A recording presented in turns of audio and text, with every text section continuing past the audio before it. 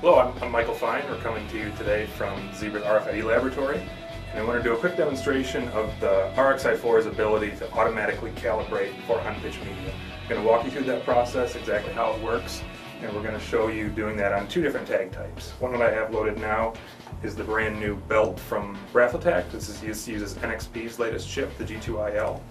And the other tag that I'm going to show you that I have in my hand here is Alien's latest tag. This is called the Squiglet and uses their X3 chip.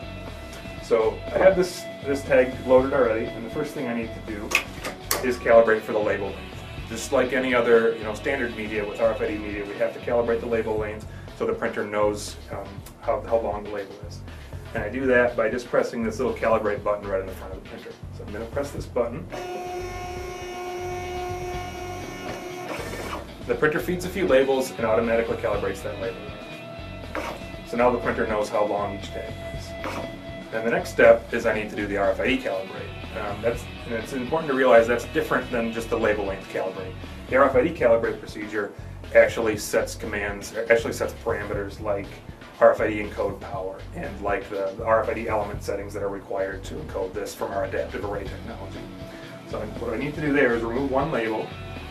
I need to remove a label so the printer doesn't get confused and accidentally encode on a forward tag. I want it to calibrate on the tag underneath the print head. And then I initiate the RFID calibrate procedure from the front panel of the printer.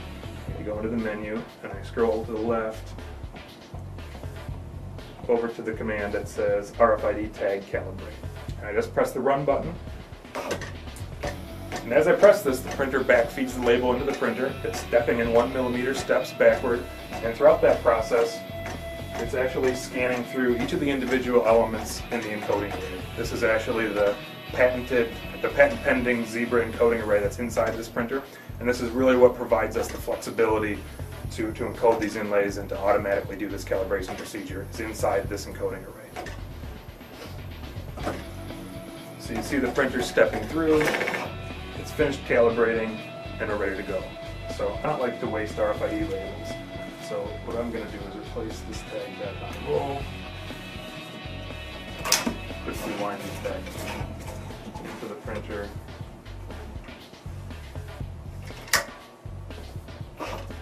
And now we're ready to print. So I have a label format, just a simple label format preloaded on my computer.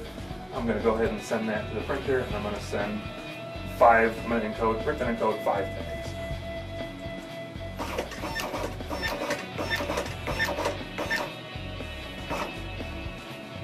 And there's the result. So we encoded 5 tags sequentially, Raffletech G2IL belts, brand new tag. So great demonstration. But next step is, how difficult is that to switch to a different type of media if I need to? Maybe I need to tag a different item, or maybe I had problems getting that particular tag and I need to change. This is one of the real advantages of the adaptive encoding array. So I need to change media types. So go ahead and load the new Squiglet from Alien.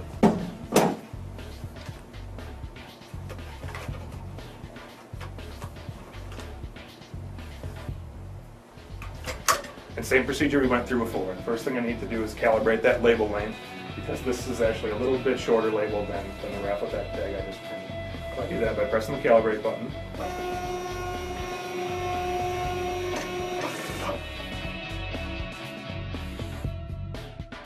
And then next I need to I need to run the RFID calibrate button. And that command is already up on the front panel, so I don't need to scroll over to it again. I can just initiate it right here.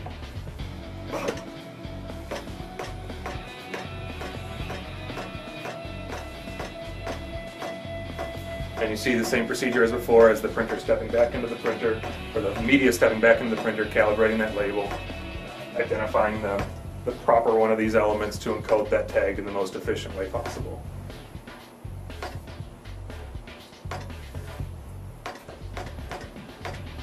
And you see it's complete. And again, I don't ever like to waste any media. I'm going to roll that back into the printer.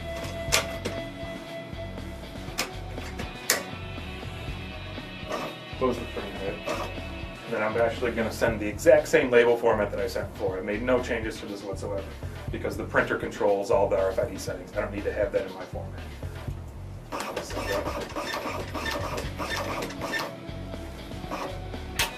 And there's the exact same label format, the exact same data encoded to the Squiglet that we encoded to the G2IL belt.